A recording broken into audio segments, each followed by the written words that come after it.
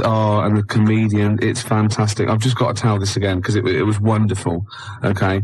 So it gets through to the tiebreaker, the two couples are at the end. It's from like about 1979, and they're dressed like it, do you know what I mean? These are just like people they're amazing. They make you look, oh no, they're still better than you. And that goes, okay, both pairs, fingers on the buzzers. Goes, right, Ted gets the envelope and goes, right, okay, fingers on the buzzers? Yeah, ready. German composer, but British born. He looks around. No one knows. So he goes, most famous for his Messiah. No. Right, third clue, what is his handle? Right? One woman goes, bzzz. She goes, oh, we did this at school. He goes, we are nearly there. She goes, oh God, it was Handel's Water Music. He went, so what's the composer's name? She went, Chopin.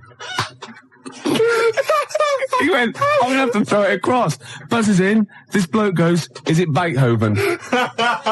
Oh, isn't that fantastic? Oh. Why? Oh. I mean, you've mentioned to me 3, 2, 1 in the past. Oh, it's fantastic. They deliberately got on the worst contestants ever. Well, no, they just weren't right. Have you seen the clues, though? I am a car and not a bin. Or am I? Holiday Inn. And we'll reject that one. Well, it says we are a car, but if you reverse car and change some of the letters, it's bin. Hard luck. Tough shit, you lost. Sorry. Well, but see, why is it we don't go on those shows and clean up? I know. Because catchphrase is the other one. What, getting a job as a caretaker? Catchphrase, you'll see a cloud with a silver lining, and they'll say up the garden path. No, it's not. It's a good answer. It's a good answer, but it's not quite right. I wish I could give you the money out of my own pocket, but I can't. Oh, they're fantastic. There was another one, right, when he was asking them questions, and they're paying for pounds, and they get like a maximum of 10 questions, and that multiplies. So it was, okay, let's have a go. We're looking for, words in the English language beginning with I-N. So, he goes, we'll start with that one. Industrial, going back and forth. Goes, Asian country. Right, this bloke went, Iran. He went, no. He said, I was confused about that one. It is, in fact, in the Middle East. Forgetting the fact that it started with IR. And he came back about 10 minutes later and went, oh, of course, and also, it doesn't start with I, and so the floor must have been Ted, you thick... Look. What do you mean? What do you mean, sympathising with him?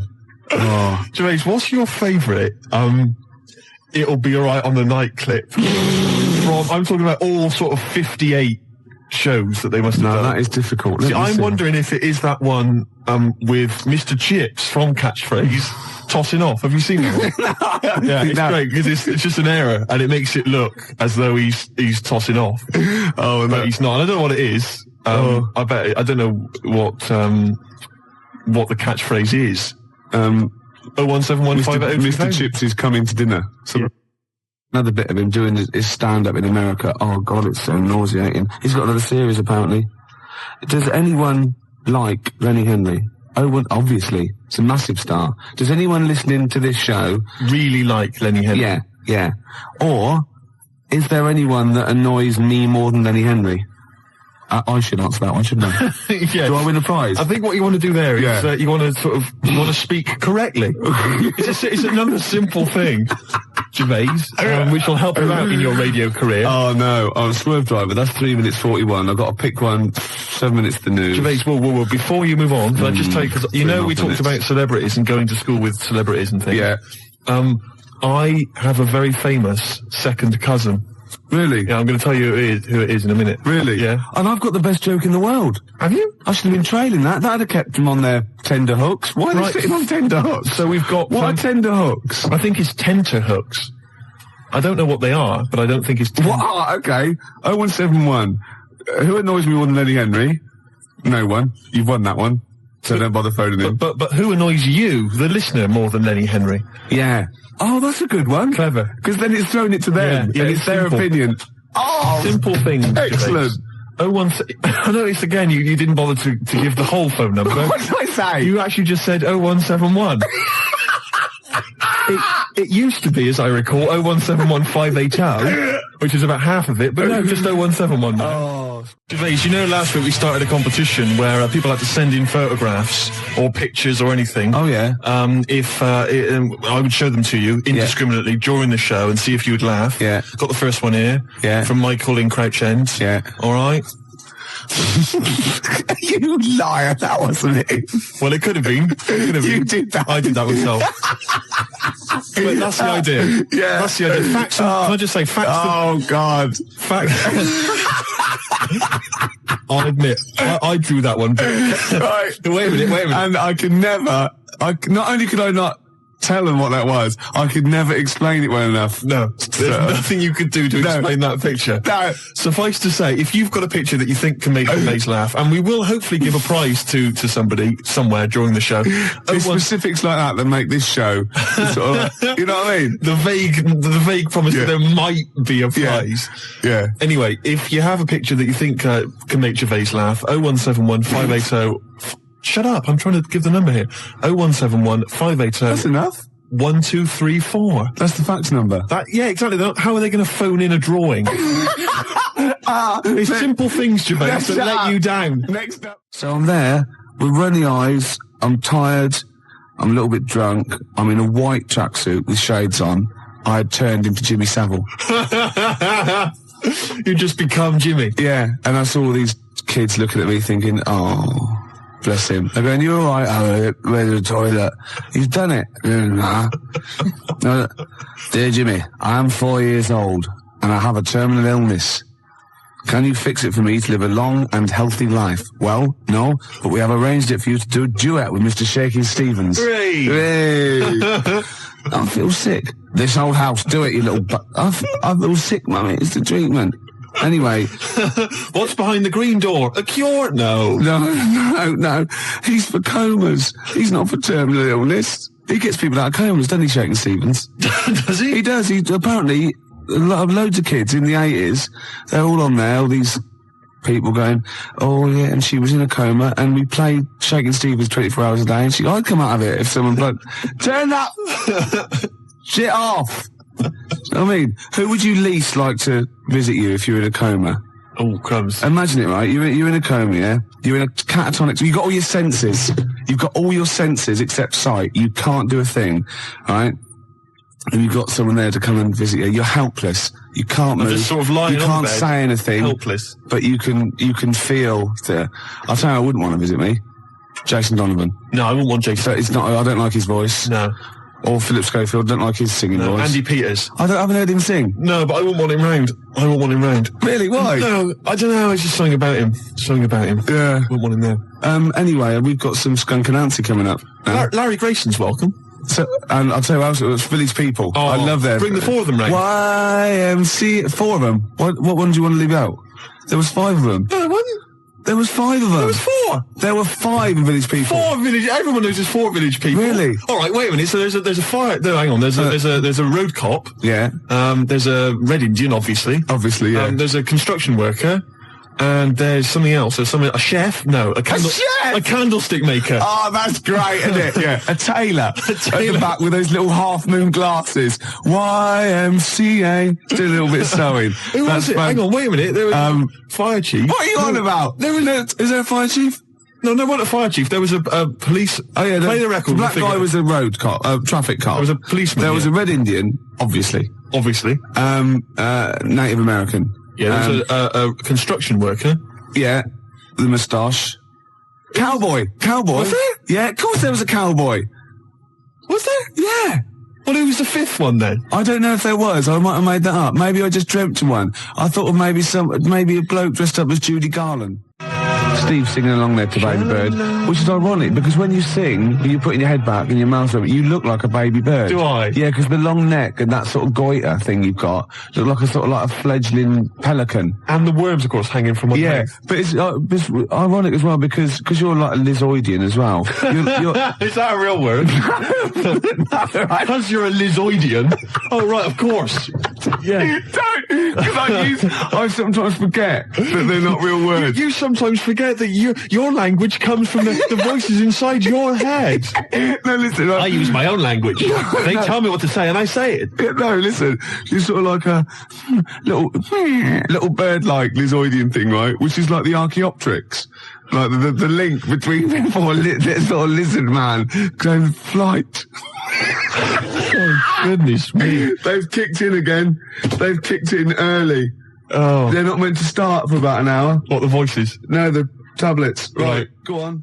The argument was, what should people put on their cassette tape compilation inlay card? It's illegal. They're not allowed to do. It's illegal. I agree they're not allowed to do that. Right. But I was offered, you'd asked me to tell them what they should put down, right? Yeah. I'm telling you, the track we played was recorded by R.E.M. Yes, right? it was. Not Clique. So No, don't that's write right. Clique down. No, write R.E.M. down. Exactly. How are you spelling that? That's correct. How are you spelling that? That's capital R, capital E, capital M. Right. Right?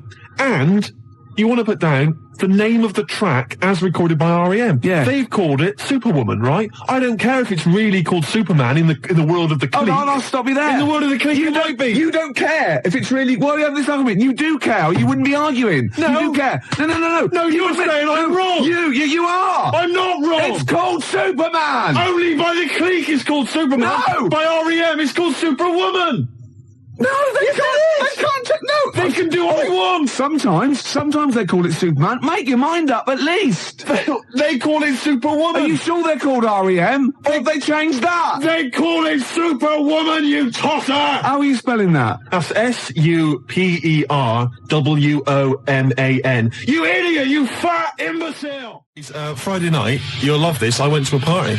Got invited to a party. A genuine... No. That was an afterthought. You said I went to a party, then you suddenly went, I got invited to a party. What? Did you get invited to it, or did you just go to it? I got invited to a party. I went to a party. Okay. Well, which is it? I was at a party on Friday night. Okay, right, okay. And it was people I know. It was up in North London. I live in South. Not that that's particularly important.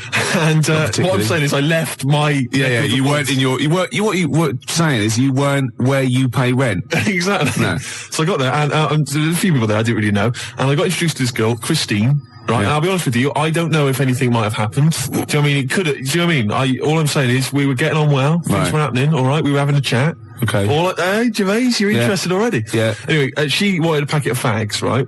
And a few other people wanted a little bit of grub or whatever because it was late night. It's about 1 a.m. When you say she wanted a pack of fags, did she say, "Oh, I'd love to talk to you all night, but I've got to go and get these cigarettes"? No. Go on. Sorry, I won't interrupt again. We were going on well, and she said, "Yeah, a packet of fags." So I went over. The guy told me who runs the party or had the party. He said there's a sort of 24-hour little sort of 24-hour supermarket thing. You went for it, did you? What? You went for it, did you? I went on her behalf, right, to the supermarket place. One of those little sort of 24-hour 7-Eleven places. Yeah, I'll get the picture. So I go there, and I'm going to buy the fags, and people wanted a few sausage rolls and all sorts of stuff. So I'm there, and I've got all my stuff, right, and it's quite late, but there's two blokes in the place, and I don't know whether I think they were from Italy, but I can't be certain. But anyway, they caused a bit of a ruckus because they were after some ciabattas.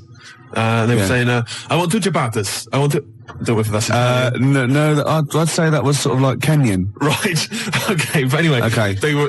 Yeah. Anyways, they were 2 ciabattas, and they were causing a bit of a rumpus. They were saying, "Not those. No. How much are they? How much are those a pound? Oh, we're talking about pound. I don't want. No, I'm not paying for those. I love those." So anyway, they got their ciabattas. Turkish, maybe. They went up to the counter, and the fellow who was next to me in the queue, he'd put down a jar of coffee. Right. Oh, yeah. So anyway, the fella said, ciabattas, you have the pound for the ciabattas. And they're 2 of them, they're brothers. And he puts the ciabattas in the carrier bag, and he picks up the coffee as well, secretes that in the bag, right? Walks out. What? Well, the Italian bloke drinking someone else's coffee. He stole someone's coffee, right? There in plain view. So he gets outside, and the shopkeeper says, "Whoa, wait a minute, come back in, mate. Whoa, you picked up this fella's coffee. What? What are you accusing me of? What are you saying? What are you accusing me of? You say I'm stealing? Well, no, definitely Turkish. Probably works in a prison. Yeah. You're stealing? What are you stealing? You accusing me of stealing? You accusing me?" Yeah. And the fella says, "Well," and he says, look in the bag, ciabattas. Where the coffee? I'll be honest with you, he'd hidden it outside. He'd already got rid of it. it? It was smooth, right? So anyway, now he's getting a bit violent. No ciabattas. Oh yeah, I buy the ciabattas. They're not very nice ciabattas. I eat them. They're not nice. He's accused me of stealing coffee. He's pushing things off the counter. He's throwing the ciabattas everywhere. Really? And it's terrible. And is he smashing plates? He wasn't. No, smashing I'm just getting a hint from the accent. Go on, sorry. Right, yeah. So anyway, he's accused. You accuse me, and it looks like it's going to be a fight, Gervais. I'll be honest with you. I'm nervous, right? Because I'm stood next to him in the queue. Yeah. I'm thinking any minute he's going to turn around. What are you looking at, fish monster? Yeah, they've sent you out because they thought you wouldn't get attacked. Exactly. And, how ironic. So I edge backwards towards the frozen goods section. Yeah, you're thin against the fridge. I'm hiding. I'll be honest, I was hiding. I'm not going to lie to you. I'm a coward. Really? So, anyway, the Ciabatta brothers. they're causing a bit of a rumpus, and it's all going on. So they decided to call the police, the shopkeepers. Yeah. Right? Well, now the Ciabatta brothers are nervous, so they go, "No, it's all right. Don't keep the Ciabattas. We're not paying for them. I don't want my money back. It's all right." And so they move towards the door. But a little probably fella, spent some time in Delhi as well. A little fella, he's barricaded the door. He's used some of the display units. He's barricaded it, right? Fantastic. So the Ciabatta brothers are trying to get out, right? They can't because he's holding them off, right? They can't get out. They're caught. They're smashing the place up. Really just throwing things on the floor, right? And he's going to me. Help me keep the door closed. He's from Italy as well. I think he was. Yeah, probably relate. Go on, yeah. He's saying, help me keep the door closed. I'm saying, well, I can't, the leg and everything. I can't help out. No, I can't. I just got to be over here. The dialysis machine, if I don't get back, the battery runs out, I've got to, yeah. So anyway, eventually the Ciabatta brothers, they actually knock the stuff over and they get out the door and they leg it off down the road. Yeah. And anyway, it's terrible commotion, the food and stuff everywhere. The shopkeeper's in tears. It's absolutely terrible. Yeah. And everybody left, right? And I said, can I just pay for my goods and these fags and go, please? And he went, no, shop closed, we can't serve you. And I went, listen, I've just been stood here. I almost got in a fight. I want to pay for my goods. Yeah. And he was in tears. I can't. He probably selfish. Wanted to shut the shop just because he'd been robbed physically and attacked. And then you'd been waiting there patiently, not helping. Exactly. He must have been there for about 10 minutes, not helping. Yeah. He should have served you before then, really, before the fight. It was crazy. So anyway, I demanded he serve me. Right? Yeah. I bought everything. Was he crying as he served you? He was crying. I left the shop, got back to the party. Yeah. Christina gone. Because I got caught up in some bloody dog day afternoon scenario. I missed out on a possible. How's your father? Will you say? Well, I missed out on a fag at least. Yeah. And the letdown of her saying face to face no. Yeah. I mean, he says a little bit of hope when you get back and go, there's your Benson's. Ooh, do you want a drink? Yeah, there's a little 7-Eleven just the other side. You go across the road, you go the other way. I'll be about 10 minutes, love. Oh. It didn't happen for me. It will. A game show, right, that I came up with. Yeah. Okay. And it features me, but I think it could be perhaps a vehicle for yourself, Gervais. Yeah. All right. I'm going to tell you, it's called Ricky Gervais Meat Rations. Right. And I like it already. You like it already? Because there's a part in there for me. Yeah. Could I play the Ricky Gervais? Yes. Yes. Fantastic. It was originally called, basically, let me just summarise very briefly. I'm not going to tell you all the games, but it's basically recreating the heady days of the war. Right. Right. That's fantastic. It's beautiful already, isn't it? It's got the nostalgia thing. I've got a game as well. But it was originally going to be called Ricky Gervais Fag Rations. Right. But apparently cigarettes weren't rationed in the war. So it's called Meat Rations now. Excellent. And I'll tell you some great games. My favourite is, what's it called? To be perfectly Anne Frank. It's a great game. It really is a great game where you've got to pretend to be Anne Frank and hide from sort of snooping Nazis. Oh, that is fantastic. It's a great game. And there's also, of course, let me go into it. There's also Dig for Granny. I'll dig for victory, if you like. And what happens is you're scavenging through rubble, right? Can I just say, these are copyright. Anyone trying to rip me off? I mean, I've got the Penis Puppet Theatre. Yeah. I've got a stake in this, surely. Oh, certainly. Ricky Gervais Meat Rations. You can have a bit of my Penis Puppet Theatre. That's lovely. Yeah. And I've also got a new game that I'll talk about after yours. It's called Tip the Balance. And it's sort of like a game for 4. And it's like, I'll send it off to Waddington, see what you think. I mean, there's teething problems with it. Well, listen, Gervais, look. Let's play Don't Fear the Reaper. Let's play that tune. By Blue Oyster and his cult. It's a classic. Yeah. And then we come back and we try and make some money. Let's make some cash. And there must be some sort of fun with, gas masks. Yeah. When you can all put them on and dress up as, I don't know, one of the banana splits. Yeah. What could that be, Gav? Who Snork? Yeah. Yeah. Well, possibly. So every week there's the real Snork. Right. So it's like contestants come on, they put the, which one's Snork? Which one's Snork? Yeah. So you've got three celebrities. Yeah, it was a gas mask and the real Snork. That's great. So you got someone like Ted Malt's son, he pops one on. You got Frank Bruno, and Jilly Cooper. That's it. And they put their mask on and like a little outfit, and then the real Snork is there, and you've got to ask them questions. Like you get like Bernie Winters and Henry Cooper going, number three, how long have you been in the banana split? and Jilly Cooper goes, about 6 years ago. I don't know. I think the banana split's been going longer than that. No, I don't think it's number 3. What do you think? And Bernie Winters go, number 1. Number 1. How did you get the job being in banana splits? And it's from Ted Malt's son going, I answered an advert in the paper. That's not right. They were born. You know what I mean? And there's Chaz and Dave in the corner just going, na na na na na na na na na na na na, yeah. Yeah, with the real Snorks, and they always the lights go right, and that one stands up and he sits back down again, and then the real Snork, and the others all take their mask off. And they go, "It's lovely, Jilly. What are you doing?" Well, I'm appearing Puss in Boots down in Brighton. Oh, that'd be fantastic. What? Jilly Cooper? I don't know. What does she do? She's a novelist. Oh, yeah. Now appearing in Panto. I'm not letting you book the guest. Oh, God. But wait a minute. What? I mean, I love your idea. Yeah. Who Snork? Yeah. It's a bit odd, isn't it? How we started off with a kind of wartime nostalgia show, but now we've sort of featured sort of quite bad 70s animal things. Nothing wrong with the banana splits. But I like that. That's a good game. Yeah, okay. That can be like a special feature. So I'm just going to make a note of it because we've got Dig for Victory, to be perfectly Anne Frank. Yeah, and who's Snork? Who's Snork? Yeah. Well, I'm full of ideas. I could probably help you on this. Oh, this is great. Well, what other? Maybe we'll come up with some other ideas as we go on. Yeah, we've still got Tip the Balance to go. But can I just say, I did actually once try and pitch this. When I appeared on Blockbusters. Yeah. Well, I obviously met with a producer there, and I said, I got an idea for you. Have we talked about this on air? We talked about me on Blockbusters, Have we? But not about my pitching this. No, go on. And I said to her, sit down. I said, I've got a great idea, and I tried to bill it with me as the star. She said, who are you? Steve's Meat Rations. She said, why are you in it? I said, I am. Don't worry. I'm the one who can pull it off. Yeah. And she said, right, go on. What is it? And at that time, I had none of the games. All I had was the title. And she went, I like it. Yeah. What are the games? I don't know. She said, if you'd have just said, well, stop me there, love, and just popped a gas mask on and said, who am I? She'd have gone, Snork. No, it's not. I used to write when I was at school. Oh, yeah. Now, I didn't watch sort of kids' programs when I was growing up. I watched sort of crap adult ones. You know, ITV on the telly from 12 midday through to like midnight.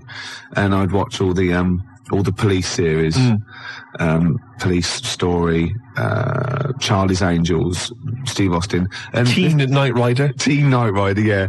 And I wrote this essay at school, and I just couldn't stop, and I started serialising it. And every time I just kept writing, I was sort of like, people were reading it at school, and it was about a cop, a New York cop, who was as hard as, you know what I mean? Yeah. And I worked out what his name was. Now God, this is how television influences me. Because it was one word name, which was his surname. That was the title of the book, title of the series, and that's what all his friends called him. Right. It was called Jezuk. Jezuk? Yeah. Jezuk. Yeah, I thought it had a Z and a J. Jezuk. Jezuk. Yeah. Do you know, it does sound so close to like Pillock or Jesse. Yeah. Or Nonce. No, Nonce. There's no Nonce. Well, do you know what I mean? Cross between sort of Jezuk. Like Pillock and Jism. Damn you, Jezuk. Yeah. You're off the case. Give me the badge. Keep the stinking badge. I don't need a badge to be a cop. It was all stuff like that. And he'd burst to, yeah. And so he'd look at his gun and go, this is my law. My God, it's Jezuk. How did he find us? Jezuk. Yeah, it was great. There'd be shootouts and everything. Oh, fantastic. Let me just ask, did he have perhaps have a broken marriage? He was hard-boiled. He played by his own rules. Didn't he? Yeah. I imagine. Simultaneous with this. He was a bit of a drunkard as well, had a bit of drink. No, he didn't drink, no. He was a good-looking fella.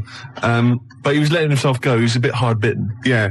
And the other thing I was sort of simultaneous, which was more of a novel. I wasn't serious. I was actually writing a novel, and I got like 3 exercise books, right?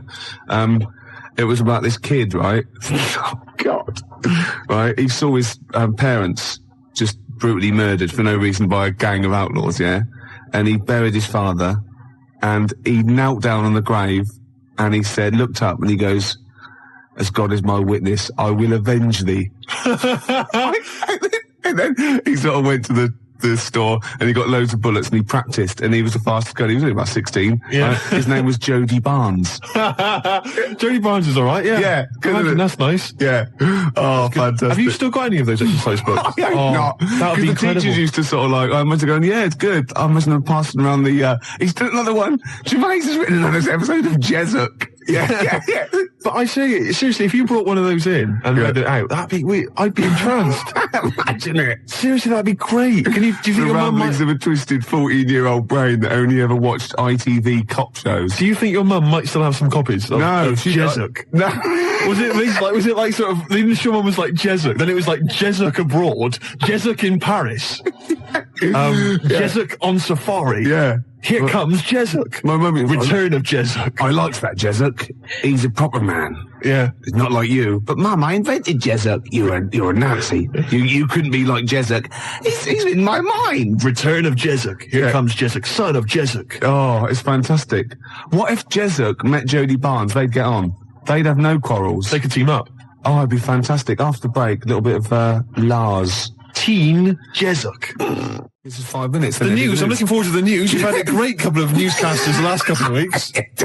Don't piss them off because Jessup came in here.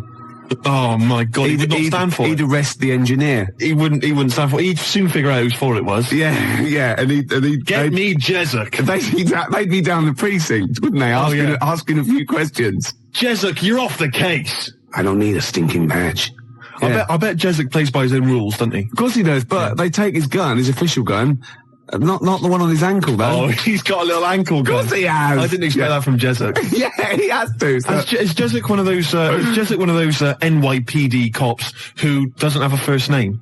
Yeah, I'm thinking him now. I think he might be a little bit Latino, maybe. Really? Hispanic. I don't know. Hispanic. Yeah, Jessup. Czechoslovakian Hispanic. Yeah, Jessup. Get me Jessup. Yeah, Emilio Jessup. Emilio Jessup.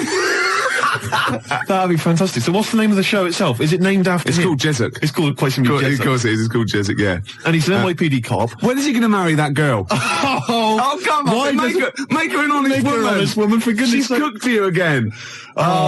Jessup. Christ's sake, Jessup. God. But you see, he's hard-boiled, Gervais. He's already had 2 failed marriages. I know. And I'll tell you what it is. It was because the fact that he was a cop. Because you bring that stuff home with you. Yeah. Right? You can't just leave that at the office, Gervais. I'm worried about his kid. 16. Really? Yeah. Is he going off the rails a bit? He's on smack. Is it? I don't believe it. I don't believe it. He could have been a great cop. He could have been a football player as well. Well, of course he was, because he was great in college. He was great in college, and now he's hanging out with the wrong people because Jessup can't give him enough attention. I know. And of course, Jessup's ex-wife, of course, is dead, so he's got to raise the kid on his own. Is she? Oh yeah. Is she? Well, she got. Oh no! What did she die of? His first wife, the marriage broke up because he was heavy drinking. Oh God! Yeah, and the fact that he was a cop. Yeah, but that's because of the things he has to go through every day of his life. I know. Listen, you're facing smackheads coming at you, coked on crack, right? Oozes, right? You got to let your hair down in the bar. He killed a young kid. I know he did. Twice. Yeah. His first wife, I think what happened there, Gervais, as far as I'm aware, is that they got divorced, but really they still love each other, don't they? Let's be honest. Yeah. She's the only one really that stands by it. Well, Jessup says, I can love 2 people. Yeah. And he has done. Yeah. Well, I had to cut those scenes out. And his second wife, she's dead, isn't she? She got killed, didn't she? Yeah. You know why? Why? He hesitated after he'd killed the young smackhead boy that was coming at him. Had a grenade. I don't believe it. Yeah, a little grenade, yeah. And his second wife got caught in the crossfire. And he thought, he shot him, and that's why he never hesitates again. He just goes in blasting. Sometimes he shuts his eyes. He just goes in blasting. What would be the opening credit sequence for Jessup? What do you think? What would happen? Would it be Rockford Files style, where he's in the supermarket, buying food and all the sort of it? I think he'd be, no, I think it would be like split screen. I want he'd be turning round in like a mall, like firing. On the other one, he'd be dropping the toast and his wife would be ruffling his hair in the morning. And he'd be going, and he'd sort of like be getting crumbs off it. Well, it wouldn't be his wife. It would be a lovely lady he probably picked up the night before. No. Remember that? He doesn't do that. No, he does. He does not. He doesn't. He's estranged from his wife, and his second wife's dead. You idiot. Yeah, but we established he's got a new one. He hasn't got a new wife. Not a new wife. He's got a new bird, hasn't he? Well, yeah, you said wife. Well, he's faithful to her though. He doesn't go and pick up fluses. What? He doesn't go around with dirty girls. I always remember from the beginning of Quincy, where he's there and he's doing exactly that, sort of running and jumping over things. And then you see him and you think he's examining a body because that is what he does. And he's kissing someone. No, it pulls out and he's given a woman in a sunbathing outfit, just giving her a massage. A sunbathing outfit. I don't know what the Where's Steve lived to that? I did see in yonder a sunbathing outfit for sure. There was flesh bits in the middle and the rest were polka dot. Boy, a sunbathing outfit. Sunbathing outfit. That's great. Birthday suit. There was a girl in the Altogether. The Altogether. Oh, God. Oh, that's fantastic. Yeah. What's wrong with that? I will pop this rubber thing on, and for sure, I am in a sexual intercourse outfit. Sunbathing outfit. I can't believe I've embarrassed myself with my use of language when it's invariably yourself, Gervais. I know, yeah. Oh, dear. Oh, yeah. We usually have a few beers and we get throughout the show and I get steadily drunk, which is unprofessional. This saves a bit of time turned up pissed. You turned up drunk today? Yeah, so I don't have to... I'll tell you what... I'll be honest with you, Gervais. Normally, if someone gets drunk, their speech begins to slur. Yeah. They talk rubbish. Yeah. No difference. No, with you. That's the beauty of it. Yeah. That's the beauty of being me. Yeah, exactly. How drunk are you? I had a little bit of wine. Did you? Couple of glasses? It's a lovely... I might get a little bit melancholy. What about the little baby kangaroos have to crawl all at their mums?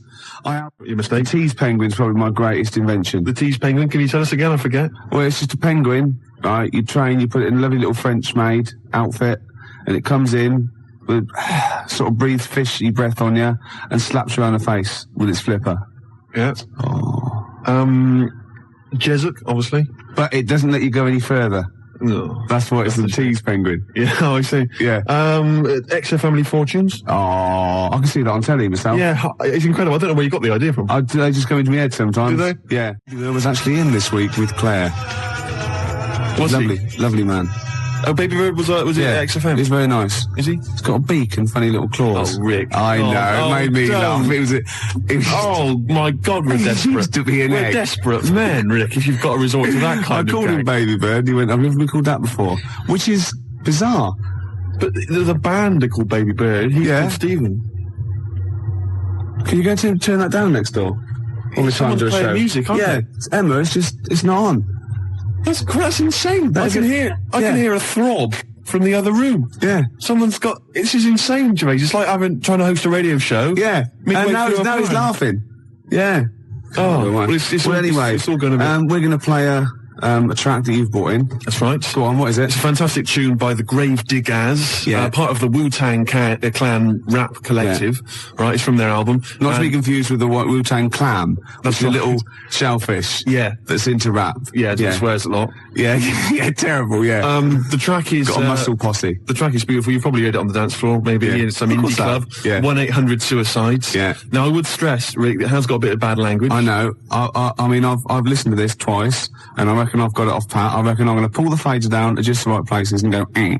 Right, you're going to sort of bleep it out. And if it goes wrong, so what? That's real. People have a problem with swearing. I don't. Do you? No. I'm doing it because it's rules, and, the great thing about we want to stay on air because, we take our job seriously. We do. And, I think we're sorry, excuse my French, bloody good DJs. Well, I think you're absolutely right, Rick. Yeah. Let me shake your hand. Yeah, all right. There we are. Yeah, a good shaking of hand there. I love a bit of rap. That wasn't actually French. No. Was it? It's weird, that, isn't it? Pardon my French. People always say when they maybe say bollocks. Excuse my French, but le plume de ma tante.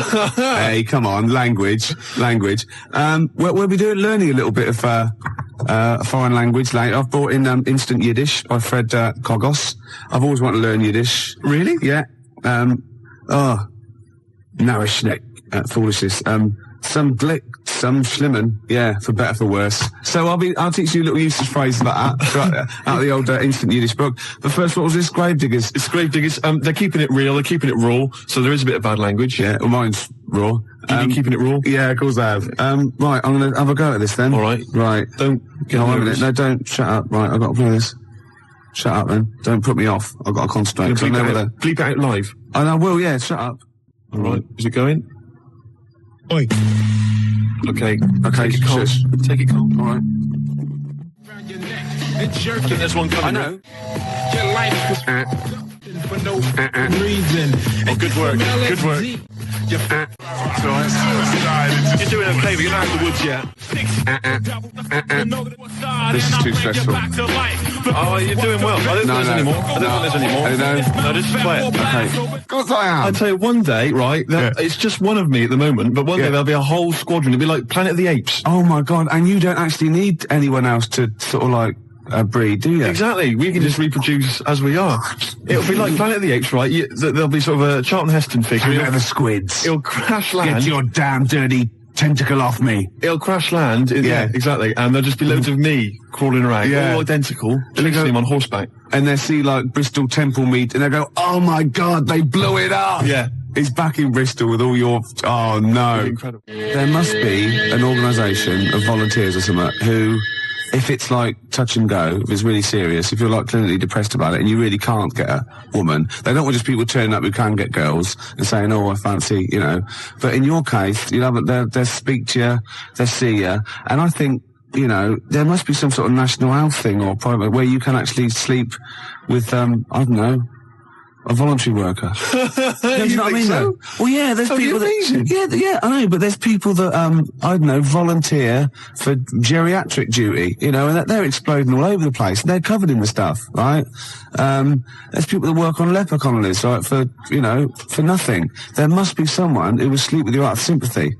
You don't want that. Of course you don't. You don't want that, do you? Well, let's not be hasty, Rick. I mean, these people, especially if they need some sort of free publicity, you know, get a bit of, you know, sort of press and media attention. Yeah. I ought to sort of help to publicise their campaign, really. There's probably an organisation that go, you know, they go off to like, just strange climes and go on to like leper islands and that, and they work with them. Or they can sleep with you. Now, that's got to do the lepers some good, doesn't it? Yeah. You know what I mean? Wouldn't that be terrible if that was the option, right? And suddenly volunteers to leper colonies doubled. Was like going to Torremolinos. Yeah. Let me on the bus. Sorry, there's no room on the bus, but you're at the back there. Yeah. Going, well, then here we go. Here I am then. Yeah. But I signed up for the lepers. Yeah. Licking their wounds. Well, sorry, but geriatric duty. Yeah. Scraping it out. Oh dear. Oh, you know, I heard a song in the week, right? I've heard it before. It's by Ween, and it goes, "Push little daisies and make them come up." And I don't know what it's called. 0171 580 2000. I don't know where to look. Push the little daisies and make them come up. It's like that. It is rubbish. I've been going around singing that. There's no song with that lyric. It's like that. It goes, "Push the little daisies and make them come up." Shut up. Yeah. Shut up. That's what my friends have been saying for the last 4 days. God, you're really irritating me today. Like, people will go and go, "If you'll be mine," not too annoying. But after about 10 times, you go, "Oh, can you sing something else?" But when you've heard, "Push your little digits and make them come Shut up it now. can get really annoying. Yes, it really can, can't it? Shut up. Okay, one of those, you and me song. Push your little Shut up. We've done funny phone calls, haven't we? We've done some funny phone calls. Did that one like Penky when we phoned up Safeway and said, "Have you got some cheese?" And they said yes. And we showed them, didn't we? That showed them. Yeah. Oh, we've done some crazy crank calls. Yeah. Do you want some beer? Do you want some beer? Brilliant game. 5 o'clock foreigner. 5 o'clock foreigner. Yeah. What else have we done? There's been just too much, hasn't there? The alarm frog. The alarm frog. That never got off the ground. Really got going. There's some great ideas. Tip the balance. That's the last one I've got. Tip the balance. You haven't explained it. It's my last. I think it's a little bit in bad taste. Really? Yeah. Oh well, I don't want that on this show. No. I mean, I think it's a little bit Much. Really? Is it too much? Is it the most outrageous thing you've ever... Well, okay. Well, no, look, this is an idea, right? It's a board game. It's a board game. I'll send it off to Waddington's when I'll get, It's 4 simple weights, sort of just like fulcrum weights, like scales. Like a little seesaw? Yeah, a little seesaw. And there's one end is like a bowl, right? The other end is like a kilogram weight. Right. And there's 4 of those. So 4 of you sit round, and you've got to quite simply tip the balance, right? So you've got to fill the bowl? Fill the bowl, yeah. What, with rice or... No. Household object? No, bodily secretions. Right. So it's the first, Maybe you shouldn't tell us about this. Well, no, because there's simple rules. Anything that comes out your body is all right, okay? In every form. Right. Well, anything that comes out of your body, yeah. You put that into the bowl and yeah.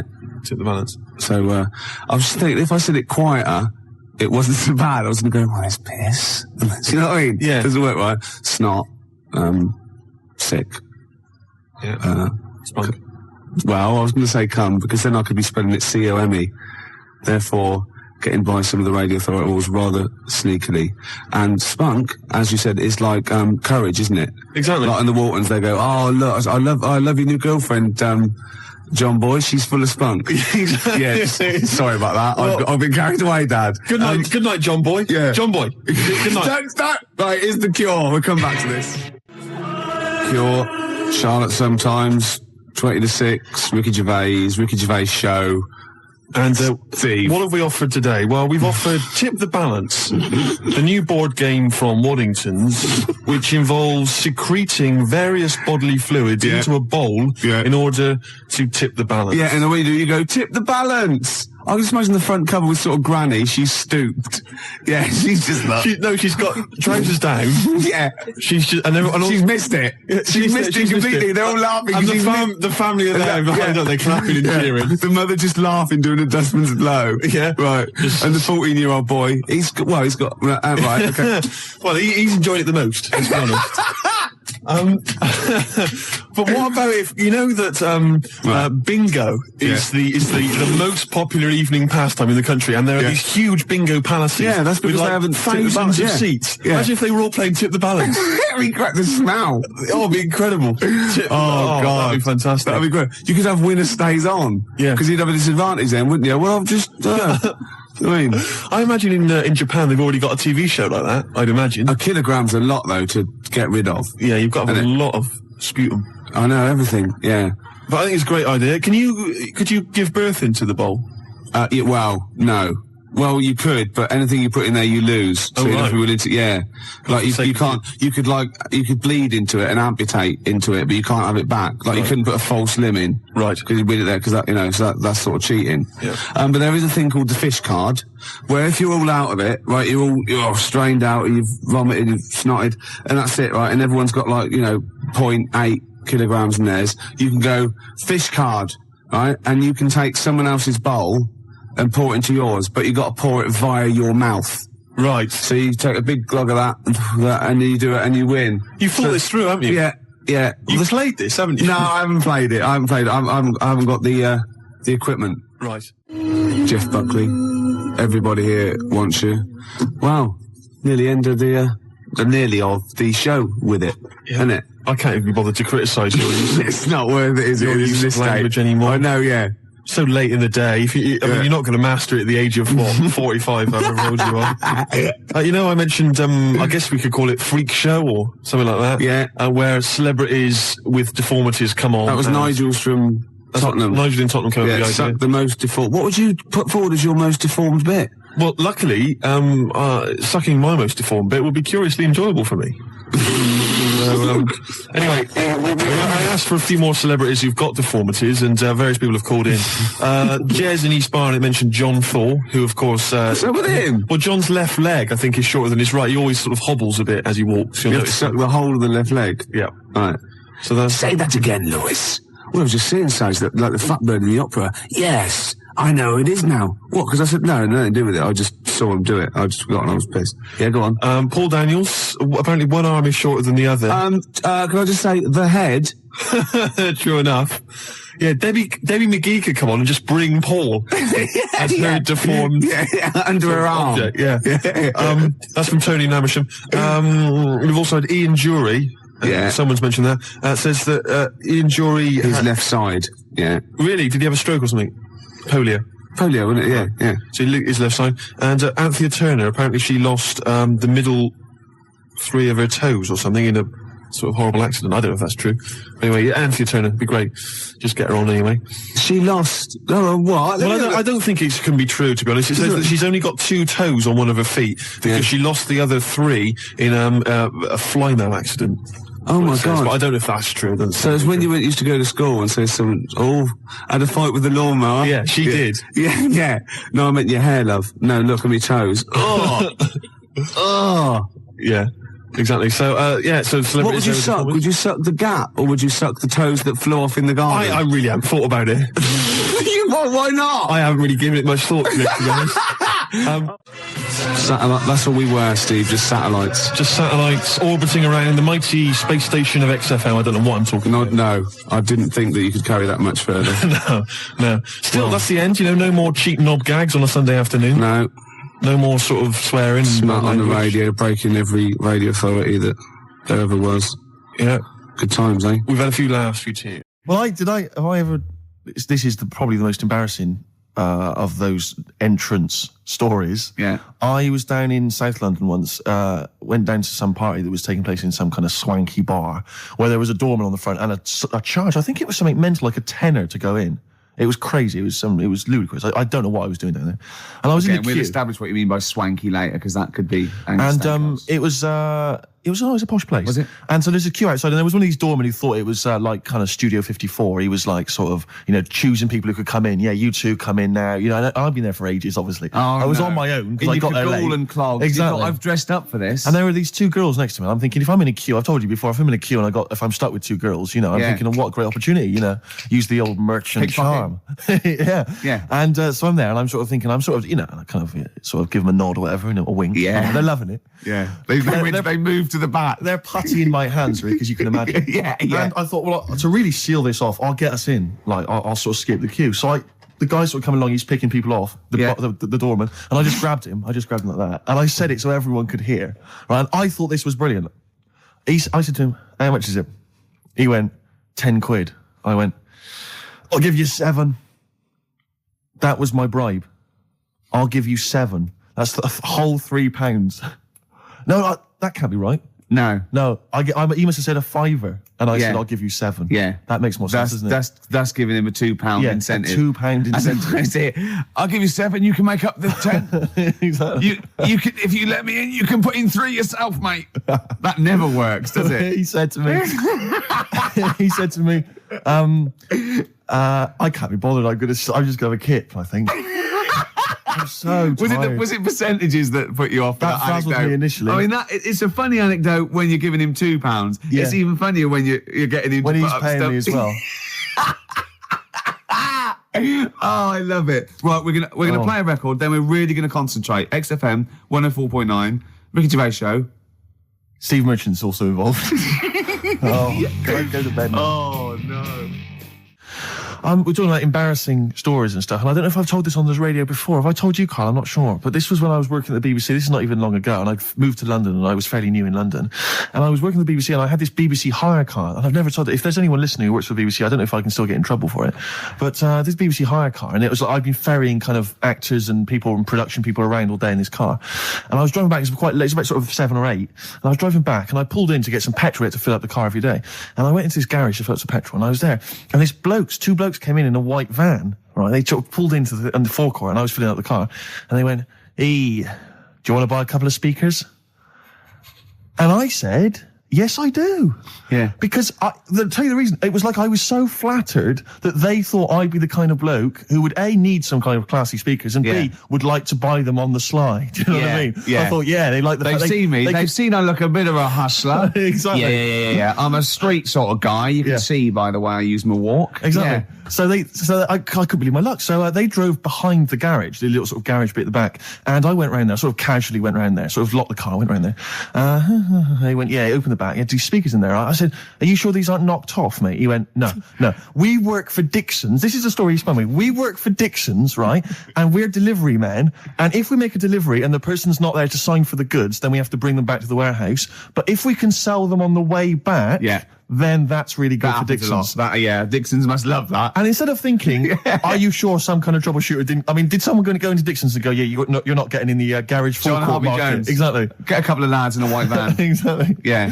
So anyway, so I sort of bought this story, and I was a little bit dubious, and I went, right, let me hear them then. And he wired them up to the car stereo, and boom, boom, boom, they're playing. So it was some groovy hip-hop. I was thinking, great, these guys know what I'm into. Yeah. And he's giving me the talk and stuff. And I said, I'm a bit worried these are knocked off. He went, no, listen, we got a bloke at Dixon's who can confirm this is fine, right? Phone him up, use my mobile, right? And quote this reference number, right? So I phone out, and I goes, yeah, I go, hi, some guys here in a garage forecourt trying to sell me some speakers. Just wanted to check. He went, it's fine. I went, should I just read the reference number or whatever? He went, if you want. And X14, and I went, yeah, it's fine. Yeah. Okay. You know what that was, don't you? That was actually Mr. Dixon himself. Exactly. Yeah. Exactly. So I'm thinking, well, they sound great. They're giving me for a knockdown price. I'd say they were like 400 quid. They were like 200 quid or something. It was a good bargain. I was in the market for some speakers as well. Yeah. So, while they were loading them in... It's all kosher. I phoned Dixon's. Exactly. I phoned Dixon's. That's fine. Yeah. So while they're loading them in the back of the BBC hire car, right, I'm in there paying for the petrol, right? And the guy who's serving goes, all right. He goes, what were you doing around the back with those blokes? Right? Because obviously there's security cameras filming this whole transaction, right? And he goes, what are you doing around the back? And I went, brilliantly, there's some old mates. Some of my mates were just having a chat and that. He went, oh, right, okay, like giving me obviously the evil eye. So I went back to the van. So I'm in the car now and I'm driving with one of the blokes who's in the van with me because I didn't have the money on me. So I had to go to the cash point to get the cash, right? So I'm driving with him and the other guy's following me in the van and he was like a northerner like you and he was giving it all the, all right, yeah, I tell him my girlfriend's a DJ, she's got some of these speakers, they're fantastic, and he's giving me this. And then my mind starts working. Now that I've got a bit of time to think, I'm thinking, wait a minute, this all sounds a bit dodgy. Yeah. It dawned on me, Rick. You fool, are you? You're streetwise. Exactly. You're streetwise, Steve. Not only that, I was thinking, how am I going to get them home? I've got to drop the car off at the BBC. How am I going to get these huge speakers back to where I live? And how can I pay for them? Because I've just spent £100 on Find the Lady with a couple of blokes in the square. It seemed like a fair game. Some of his friends were winning. But so I explained to him, I said, I can't get them back to like Brixton where I was living at the time. He went, don't worry, give us an extra 20 quid, we'll take them home for you. Oh, that's good. Delivery. They do a whole service, you see. And there's also a backup guarantee. Did they have the guarantee, the 3-month guarantee? They didn't. No. But so I said, I'm not sure about that. He went, well, why don't you put them in a cab, send them back, and your housemates can collect it? I was like, oh, no, there'd be no one in. And I was beginning to sort of get a bit conscious of like, maybe this was a bit of a scam after all. So I pulled into like a little side road. I said, I'm not sure I'm into this now, actually. He went, what are you talking about? It's 200 quid for a pair of speakers. It's a bargain. You never get a bargain like this, mate. I'm going, not too sure, actually. I don't think I want them. He went, 150 quid, mate. 150 quid. I went, no. He's 100 quid now to you. And I'm thinking, wait a minute, this doesn't sound like the kind of work that Dixon's would be doing. Dixon's don't do that when I go in. This is it. Dixon's never negotiate in that way. When I go there, look around and I leave, they go, where are you going? Exactly. I go, we'll have anything then. Have anything for a quid. So I stopped the car and the white van pulled up behind me with his mates in. Sure. And I said, can you get them out? I'm not interested. And he went, 100 quid, mate. And he was just going, you tosser, you obviously want some speakers. And he was having a go at me. So I was carrying the speakers out and putting them back in the white van. And he was just shouting at me. He was going, 70 quid. I was like, 70 quid from 200? This is ludicrous. You realise that wasn't Dixon's policy then. Exactly. They don't usually shout, you tosser, as you leave the shop and walk down Camden High Street. They're not usually shouting, you tosser. You should have took the offer of like the monthly payments they've got on at the moment. So eventually I put them in there and I sort of knocked the deal on the head and I got back in my car and they were in theirs and I just looked in the rearview mirror and they were punching the dashboard like with aggression and venom, like we let that deal slip through our fingers. And I've never been so terrified in my life. I just sat there and I was just thinking, oh my God, all I was thinking now is what if I go back to the BBC and they go, we've had a call from the police, the man at the garage, he saw you doing a dodgy deal. I love it. Yeah. Well, what you do is you put the hire car in a drain in your front garden and then go in and out of the toilet, just pouring bleach down or Ajax and then never know. Yeah. Listen, let me just tell you briefly, this is another example of how people can just exploit you and make fun of you when you're tall. Yeah. I was quite tall. I've always been like about 6'7" for quite a while now. And when I was about 16, I went to a big New Year's celebration in Bristol, where I come from. And everyone kind of congregates in this big sort of part of town, and there's sort of people dancing around, like in Trafalgar Square. And I was there, and somehow I just picked up a balloon somewhere along the line, one of those kind of helium sort of balloons, and I was holding that, sort of dancing around. And these two girls came up to me, and I was thinking, yeah, okay, it's New Year's Eve, brilliant, that's my kind of party. Yeah. They came up, they went, hey. Once a year. And they said, you going to be here for long? And I went, well, maybe. And they said, it's just that we've arranged to meet back at you in about an hour. I went, what do you mean? I went, well, it's just because we can see you wherever you are. Don't worry, you can move around and stuff. We'll see you with the balloon.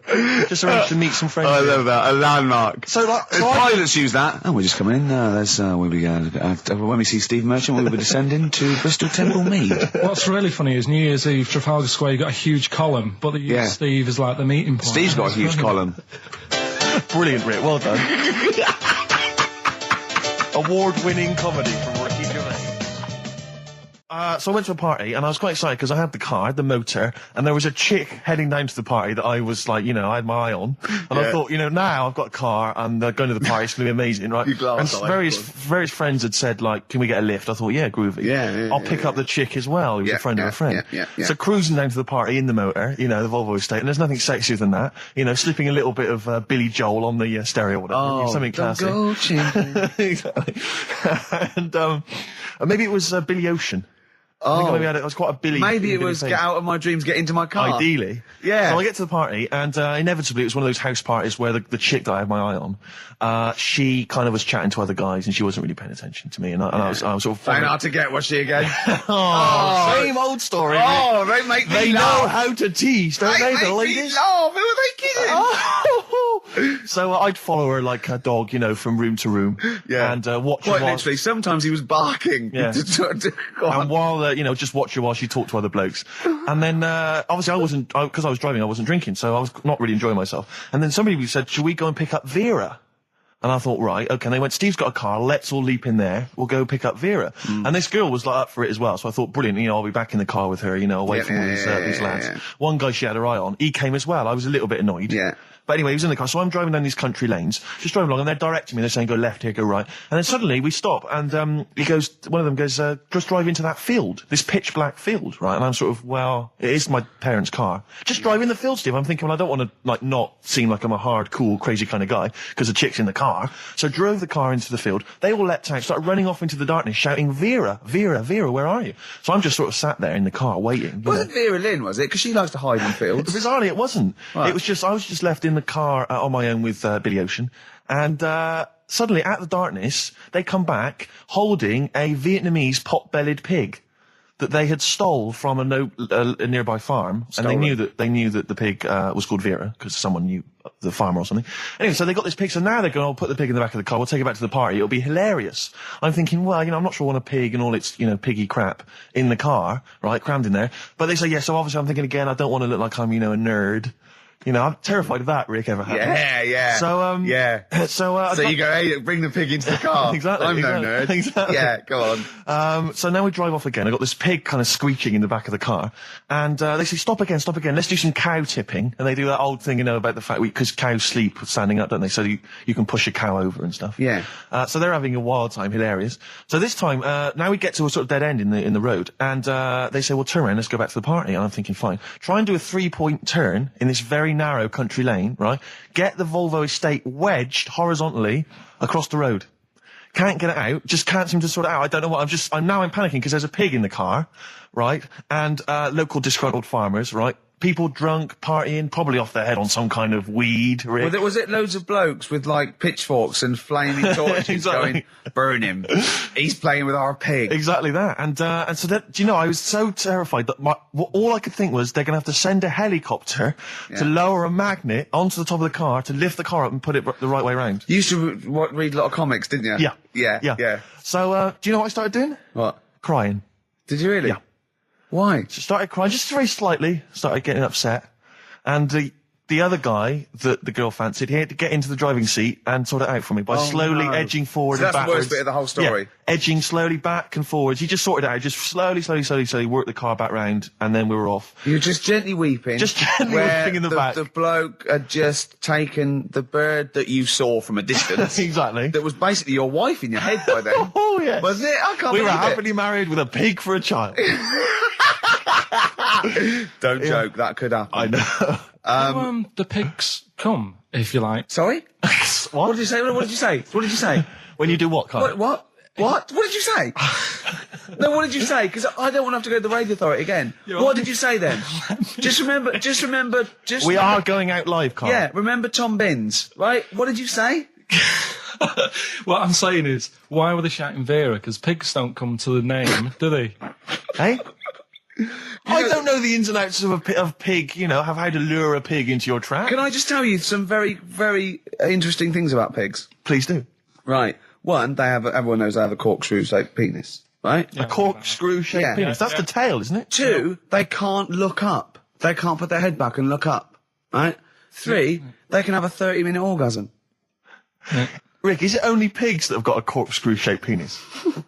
No, and landlords. Okay. Very handy. Right. But I was in there, there was this woman sat next to me, she was a big fan one, she was crunching on some popcorn. Again, that's a crime. Why they're selling popcorn in cinemas? I don't understand why She the needs to noisiest... eat regularly, Why the noisiest food in a cinema? Yeah. I don't understand why that's come about. Yeah. It really makes me angry. Yeah. She's sat there, right? Smoothies. We want smoothies without straws. Exactly. The trailer for that film AI, Artificial Intelligence, came on. Remember that? And the tagline was, David is 11 years old. He weighs 60 pounds. He's 4'6" tall. He has brown hair. His love is real, but he is not. Oh, yeah. And she just went, how old was he again? To her boyfriend. Right? Just ruined everything. War film trailer comes on for some Pearl Harbor or something. She goes, yeah, I don't fancy that. Just announcing this, don't fancy that. Too many war films. So then the then the opening credit comes on for Crouching Tiger. Before that, that thing that comes up that says it's signed by the BBFC and it has the kind of certificate and everything, and that certificate to say what age you have to be to see it. That came up, and it said Crouching Tiger, Hidden Dragon in brackets subtitles. She went, it's not subtitled, is it? I thought this was the most famous foreign film for years. It won Oscars. It was a huge film. Everyone knew it was foreign. She goes, it went, and so the credits begin. It says Crouching Tiger, Hidden Dragon. She went, stupid name for a film. What? She paid to see it. She was with her boyfriend. So then it starts, right? And obviously it's in Japanese or Mandarin or something. She's like, and they're all talking in Japanese. Japanese or Mandarin. Whatever it is. So they're speaking in this, Japanese language, Oriental language. And she's going, don't they sound stupid? Don't they sound stupid? She was going, and then the subtitles come up, and it's quite a weird kind of strange language they're talking. And she was going, can't make the subtitles out either. It's both gobbledygook. Just wittering on every step of the film. I totally agree with you. But what I like in your telling of it, I know you start getting quite emotional. I'm genuinely livid. But she went Mandarin or Japanese, some Oriental language. And well, I don't know what else. It's a strange language. It's a strange language. Well, anyway. Oh, dear. So then I moved. I climbed over several seats, made a big huff of, make a big show of moving. Yeah. Sat next to a guy on the phone, just chatting on the phone. Oh, I'd have gone mental at that. So now I hate that film. I didn't enjoy it. I don't like seeing it. I don't want to even think of it. It's subtitles, isn't it? Well, rubbish. That's why I get videos. Yeah.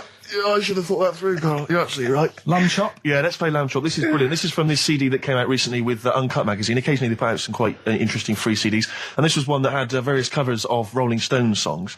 And a lot of them were, quite shoddy. But this was a brilliant, specially done, I think, for the CD. It's Lamb Chop doing a version of quite an obscure Rolling Stones song called Backstreet Girl. It's just beautiful. Let's hear it. Steve, you got any other toilet-related anecdotes? Rick, my life is just full of toilet trauma. Yeah. And Carl, you may not realise this, but a while back I used to host, this is bizarre, I used to host a radio show on the BBC World Service, right? Now, if you want someone who's the voice of integrity, the voice of intelligence, the voice of a nation, you're going to come to me. That's obvious. And I was broadcasting, so now they've got listeners of something like 50, 60 million people around the world. It's mental, the listenership of the World Service. And I used to host this show with someone It's a big place, Steve. The World? Yeah. You're absolutely right. And anyway, so I had to be into Bush House where they broadcast from 10 o'clock every Friday morning to broadcast around the world to 50 million people, right? And one week, I went to the toilet in my house, right? Everyone had left. I got there a bit late. I got up a bit late. Already against me. The clock was already against me. Had to be there at 10 o'clock, broadcast around the world. And we got 2 toilets in our house, downstairs one, right? And the door had already been a bit dodgy. It was one of those doors where you had to give it a bit of a kick as you went in. It was getting a bit tight. I don't know what the wood was expanding or something. I'm in there. And same thing again happens. No toilet paper. I think, oh, God, I'm going to have to somehow kind of make it up. Why don't you check first? I normally do, Rick. It's just on certain occasions when I'm bleary-eyed or something, I forget, or occasionally I forget. Normally I do check. Right. And you've got to bear in mind that it's not like this is happening every week. This is over the course of many years that these incidents have accumulated. So you've condensed them. For the purposes of this anecdote. Sure. Yeah. Yes. And great. You're just brilliant to keeping the pace up of an anecdote there, Rick. You've just drawn in. I don't know where I am now. Anyway, I know where I am. I'm trapped in a toilet with no toilet paper. Yeah. That's where I am. And I'm thinking maybe I peel off some of the wallpaper, things like that. But there's nothing I can do. I got to go upstairs. Well, exactly, but I'm going to have to go upstairs and find Toilet paper, was there any? There wasn't. There wasn't? Oh. I'm going to have to go upstairs and maybe find a notepad or something like that. And so I try the door, right? The door's wedged, and I'm pulling on the door, and I can't get the door open. It's just like it won't come open. And it's already, and I knew it was going to come to this at some point. Like, this is like, the clock's ticking. I'm trying to pull the door open, trousers around my ankles again. And I'm thinking, well, what I could do is I could open the window, I suppose, and like try and climb out, but not really, because I got the trousers around the ankles. And that's Or if it was raining, just stick your ass out, 2 birds with one stone. Sadly, it was a beautiful day, Rich. I call it the World B-Day. And so what I'm thinking is, well, I got my mobile phone in there, luckily, because it's in my pocket. I'm thinking, well, maybe I could phone, I was seriously Kleenex. Maybe I'll phone the fire brigade. At this point, I need just dried. No, it hadn't. It was. Hold on, was that little puppy not around? Because sometimes you can call that, it's got a little bit wrapped round it. Listen.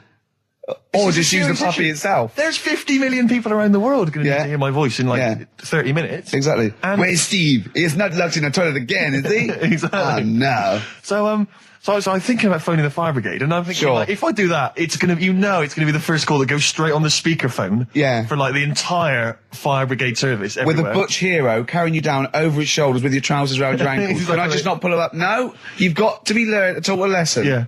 But I imagine the idea of phoning up and going, hello there, I'm trapped in a room in my house. Oh yeah, which one is it? Oh, I don't need to know. It's quite small. Is it? Yeah. It's not the toilet, is it? Because we don't want to come and rescue someone who's trapped in the toilet. Which service do you require? Paper? So I think I can't find the fire brigade, the clock's ticking. So then I think one of my housemates is still in the house, but still asleep. So I phone the house number. Right, phone rings and rings and rings for ages. And eventually he answers the phone, right? Gets out of bed, answers the phone, yeah. Hi, it's Steve. All right, what's wrong? What are you doing? What are you doing? All right, yeah. I didn't wait, don't know. What are you doing? Just in the toilet. Just downstairs in the toilet. Oh, yeah, what are you doing?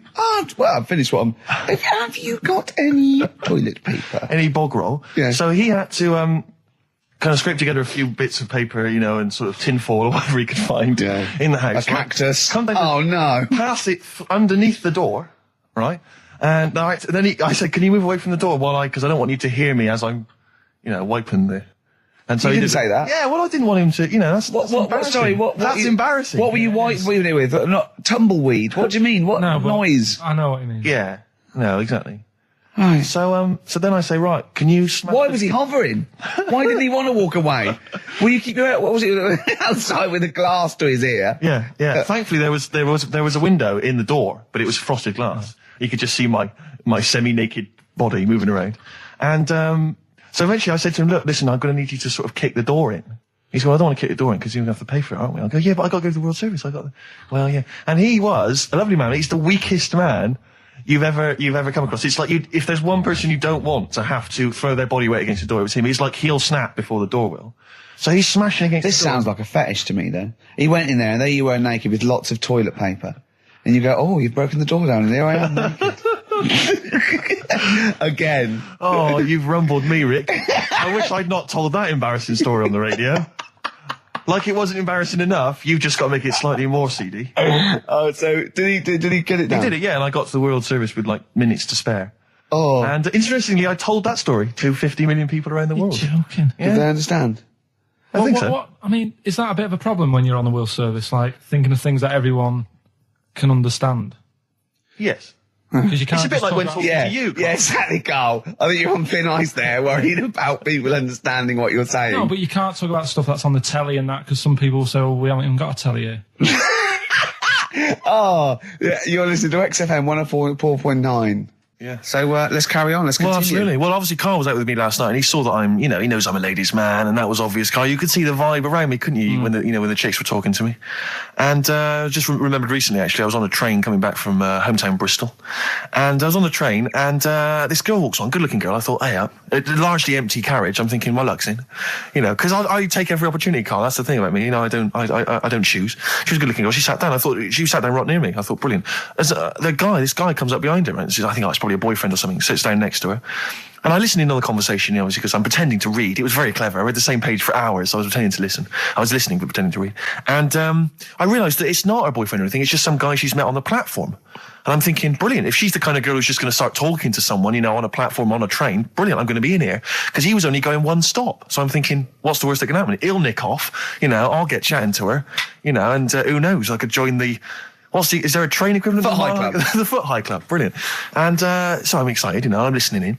And they're talking. It turns out that they're both kind of graduates who've just finished university, or they're coming to the finals or something.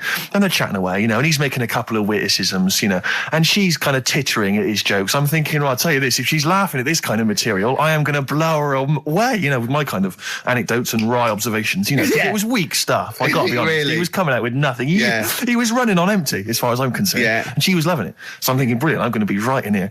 And then they get moving on to higher brow things, and I think she was going to study kind of Marxism or something like that, or communism, something. And she was asking him, by way of conversation, she was asking him what he knew about Marxism, And he was fumbling for his vague knowledge of it that he had in his life. And I'm just sat there thinking, come on, love, in any given capitalist environment, the proletariat will revolt against their oppression by the bourgeoisie, and after a brief period of socialist rule, emerges a classist society governed by community cooperation. Well, if that sort of talk wouldn't get a woman hot, I don't know what you'd use then. If Marx and Engels is not going to get a woman sweaty down below, then nothing is. Then my name is You're not just Steve biding Hawking. your time. Exactly. I'm just going to go in for the kill any minute.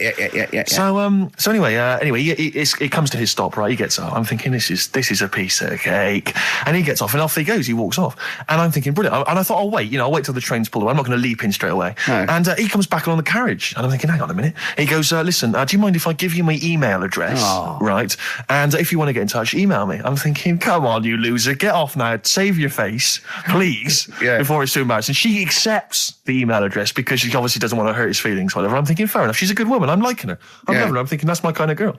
So anyway, he gets off. I'm sat there, the train pulls away. I'm thinking, I'll wait a few minutes, I'll just, give it some time. Her phone rings. It's her friend on the phone. And she starts saying it, and I was listening in, and she was going, just met a guy on the train. I'm thinking, that's true enough. She goes, he was a good-looking guy. I thought, you're having a laugh, love. To be honest.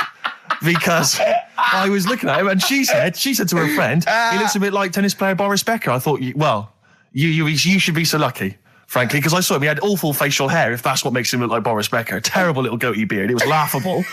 I thought, I don't know. And then she goes to thing, and she's like, I met him, we got chatting and stuff, and she was going, it's not often that you meet someone, generally in life, who's, kind of thoughtful and intelligent and funny. I thought to myself, I'm not even going to waste my time with you, love.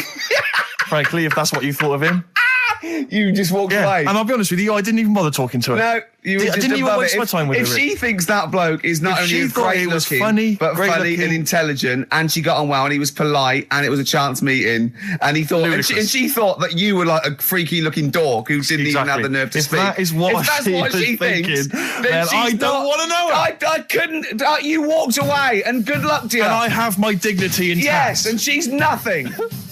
Oh look, you're actually a little bit stressed there, aren't you? Because you had to drink last night, didn't you?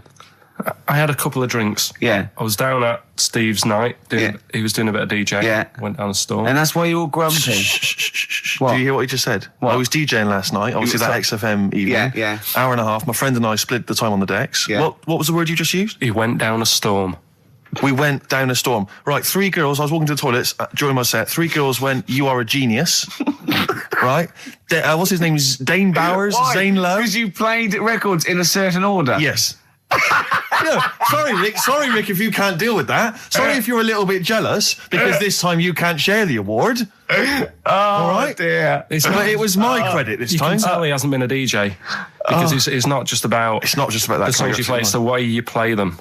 The way you play them, whether it's 33 or 45, very important. Yeah, leave your hand on them as they're trying to go round. But so 3 girls there, charmed by me. They loved it. Yeah. Zane Lowe, XFM DJ and MTV presenter, probably one of the coolest blokes alive. He came up, gave us massive respect. He said, I'm loving your set. He actually used those words, right? There were people coming up, they couldn't believe their luck. It was roaring. We'd stick on a track, people would cheer as it came on, right? My particular favourite, Karl, I think you'll agree, my particular triumvirate, LL Cool J, Mama Said Knock You Out, leading straight into House of Pain, Jump Around, then straight into that current Elvis track that's been re-released, remixed by Junkie XL. I played the original, which I'd already played on XFM before. I'm already there, cutting edge. Yeah. Right? 3 old tracks, you mean? 3 old tracks. In a row? Yep. And, well, I think the words that would best sum it up are, I kicked ass. Great. Rick. All right? Well, I'm going to be kicking some ass today. But, Rick, I just need to mention something quickly to you. When did I last see you? I saw you yesterday, didn't I? Yeah. Because we went up to Edinburgh yesterday. We were very nicely invited to go and talk at the Edinburgh International Television Festival. It was quite a big deal. We went up there and we were interviewed. And Ricky chose to go on the train because it takes like 4 hours. Is it 4.5 hours or something on the train? Yeah. But it's quite leisurely. It's quite sort of gentlemanly thing to do. Yeah. I opted to go for the plane option and fly up there. More modern. Exactly. And they bankrolled that. They paid for it all. And that was all very nice. And as I recall, when I last saw you, we got a cab, didn't we? And you asked if you could get the cab to drop you off at the train station. Yeah. And then it took me on to the airport. Yeah. Did I? Now that was before. The last time I saw you was before I got to the airport and missed my flight, wasn't it? Because I had to drop you off in the centre of town. Yeah. No, that was just before I had to pay £165 to upgrade to another ticket. How did you not tell me that in the last hour? £165, Ricky. I had to pay because we dropped you off at the train station. So, I mean, do you want to go halves on that, or what do you want? How do you want to deal with that? How do you want to sort that whole mess out? Why were you late? Why was I late? Because we dropped you off in the centre of Edinburgh, and do you know how hard it is to get out of Edinburgh in rush hour traffic? But it was only 3 minutes away, so you'd have missed it anyway. No, because if we'd gone the other direction, it would have been 20 minutes. It took me like an hour to get to the airport. And I got there, and the plane had already left, and the cabbie was just laughing. He was saying, we're never going to make it. He goes, you were a religious man, you better start praying. I thought he was being facetious. He was absolutely right. £165. But hold on, why didn't he tell you that when he picks up at 4:15? It makes you wonder. So obviously I'm a little bit annoyed, because you know I'm not a man who likes to sort of spend unnecessarily. But wait, this is not my fault, because you were there when we made that decision. I didn't impose this on you. We both decided that might be. It's both our fault. I mean, it's no one's fault. It's both our fault. That's fair. That's all I wanted to hear. It's both our fault. Therefore, it's both our financial obligation. No. £165. Just split that in half. Write a cheque, Rick. Write a cheque. It's fine. I trust you. You know. Phone in. I think everyone. This is. You're clearly obvious. irresponsible. No, of course I'm not. If you share a cab and then one person's lucky enough to not be late and one person is unlucky enough, and that's what it is, bad luck. I don't think you share the obligation. It's a moral dilemma, this, isn't it? But it's more than that, though, isn't it? Because let's be honest. What? Even if you had known that I was going to get there late, you'd have wanted me to hang around just so you weren't left around waiting for a train on your own. No, because I got there. Because you get bored sitting there. So you'd have wanted me to at least got in that cab. I got there way too early. I actually got there I was there about 30 minutes early. early. You made it fine then. Well, exactly. So, I mean, I sacrificed me hanging around for half an hour so you could get it at 4:15. And the other thing is this. You were going to get it at 4:15 anyway. Yeah, but I would, if I'd gone the other direction and not dropped you off in the centre, I would have been there in time. Wow, would we? Well, is that true? Wow. Only God knows. Well, and the cabbie. What I mentioned it to. So, I'll tell you what to cheer you up. I'll tell you what's better than 80 quid. I'll tell you what's better than, shall I? Go on. Music. What, are you paying the whole 165? No, listen. Yeah. What about, are you a fan of any of the great English operas? Like, the Pirates of Penzance? Yeah. Gilbert and Sullivan. To me, Gilbert and Sullivan were like probably their day equivalent of like Richard Stilgoe getting together with Tony Slattery. And then 100 years later people go, it's brilliant. It is like, they might as well, I don't know, make any episode of Whose Line Is It Anyway? Right, yeah. Into an opera, and in 200 years' time we're going, that's genius. Yeah. Listen to this one, look, this is Party Quirks. Yeah, Amdram Society staging World Step. Because I was in the Pirates of Penzance once in an amateur production. You used to like Whose Line Is It Anyway? I did, that was, although I did watch it when it first came on Channel 4 about 15, 20 years ago. But we did the Pirates of Penzance when I was in an amateur dramatic society in Bristol, the Bristol Operatic Society, Light Operatic Society. I don't know why I was involved, because I can't sing. My audition, I thought, this is how desperate they were for blokes. I swear to God, right, I can't sing, you know. Well, you? Yeah, all right, calm down. And I went in and they said, so what are you going to sing? I went, well, I want to surprise you. They said, do you want a piano accompaniment? I said, no, I don't think so. I went to the back, I swear to God, I went to the back of the room and I just sang, Thumbelina, Thumbelina, tiny little thing. Thumbelina dance, Thumbelina sing. Thumbelina, what's the difference if you're very small? 'Cause when your heart is full of love, you're 6 feet tall. I just did that. And they just looked at me like I was the weirdest freak they'd ever had. Immediately put me in the chorus, because that was how desperate they were for blokes. We rehearsed it. I couldn't remember the lyrics. Thank God you were doing Thumbelina. Yeah. Oh, but I couldn't remember the lyrics. What was it for? Was it Gilbert and Sullivan? It was the Pirates of Penzance. There weren't enough blokes, right? So that we had to double up. So some of the pirates had to double up as the policemen who were chasing the pirates. A little bit problematic in the scene when the policemen and the pirates have a fight. That was a little bit tricky. And the worst things, there's this sequence where, like, the daughters of the Major General all kind of like, oh, beautiful, something like, oh, beautiful little girls are we, la la la la la la la. And the women they must have all been over 40. I mean, real kind of toothless crones creeping around in their 90s. Is it the sort of women that buy one of those sort of porcelain dolls from the TV and go, look, I've had a baby. It's not a real baby. It is a real baby. I'm going to stab you. Yeah. One of those. Exactly. It's the sort of women that you'd see maybe on TV's Bargain Hunt. The kind of contestants you get on there. Those are women who sort of, they're in Amdram and they think they've clung on to their looks, but they have never made it in the guy who was playing there's a guy who's supposed to be an 18-year-old prince, an 18-year-old pirate, the Pirate King. He must have been 40 years a day. He also directed the show, though, so he got to prance around in these thigh-high boots. Ludicrous. It was so embarrassing. It was shameful, really. I'd love to go to Amdram. Amdram is a whole other world. It's such an incredible place, because there's so much backbiting and envy and... Really? Oh, it's incredible. I mean, it's worse than the real world of theatre and TV. It's unbelievable. Because the same old people get to do it every year because they can hold a note. Can we go along? You would absolutely adore it, Gervais. It is film it, a secret camera. Is it true? Talking about when his dad said that, and then you told me something that I find amazing. Oh, the thing is, it's Christmas. Obviously, I've got to go back to Bristol. I love seeing my family. Well, yeah, I do. But it means I see my grandparents, who are, brilliant people. I mean, lovely people, but mental. I mean, utterly mental. And they've taken now there must be sort of 80 apiece. And it is quite an old age, but they're fairly good health, relatively speaking. And they just spend their time in bed. I mean, that's all they do, is that's their profession. They've retired to go to bed. And they spend all the time in bed.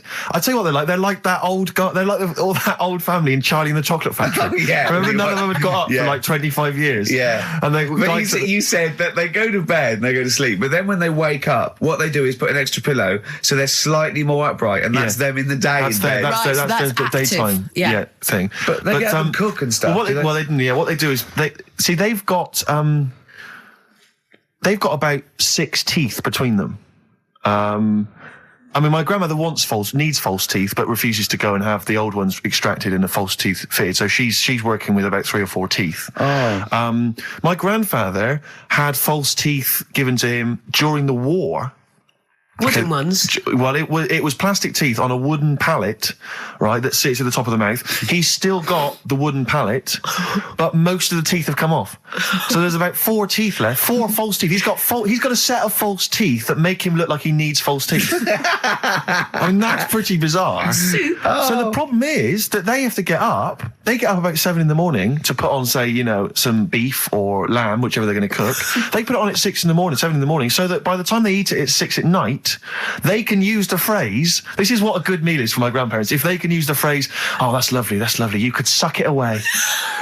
You could suck it away. Who wants that from a roast dinner? You may as well blend it up and serve it as a broth. I don't want that phrase coming from old people without teeth. No, indeed. Because it must remind you of your rent boy days. Exactly. It brings it all flooding back. Oh, God. Flooding's the word. Exactly. Should we play a record before we get really disgusting about your grandparents and blowjob? That is the worst thing we've said the word blowjob far too many times today. And in the same sentence as you... I can't believe. Anyway. And it's Christmas. Yeah. Oh. Did I ever tell you about the time that my father, when I was young, we went on holiday. My dad he bought a little boat, little sort of wooden boat, make a 3-seater, and he and a friend of his went out with me in the boat. I was maybe 12 or 13. Went out and we sort of I think we were we had the little motor, outboard motor, chugging out. We just thought we thought this was real seafaring stuff. Brilliant. We'd lost sight of the beach because we'd gone round a corner of like a mountain, or like a like a cliff, and so we were just round the corner, and there was this boy just floating in the water, not a boy, but like a boy, and very tricky to explain that on the radio. It's the same word, isn't it? A boy, and a boy. Yeah. And so we float past that and we're just chugging along. The motor conks out. I can't believe it. We have to row back in. So they're rowing away. I'm just sat there. And we noticed that every time we sort of think we've got past this buoy, it just seems to be back where it started again. And we realised that the tide is taking us but not taking us out, taking us towards these rocks. And we've got ravaged rocks. And we were pretty scared because I can't swim very well. Or I couldn't at the time. I think when my dad had baby bought, he didn't, I'll be honest with you, I inherited a lot of things from him. One of which was his carefulness with money. just the one life jacket. How deep was the water? Which I seem to remember he tore off my back and put on himself. So the water's pretty. I mean, I'm not saying we would have necessarily died, but it was pretty scary because the boat, we were going to crash into these rocks and stuff. It was getting pretty unnerving, and so they're sort of rowing like mad, trying to get. We're just not making any progress, and we're beginning to think that this might be the end. And this boat, this kind of ferry boat, comes chugging by doing tours, ching ching ching ching ching, and it comes by and. My dad goes, oh, wow.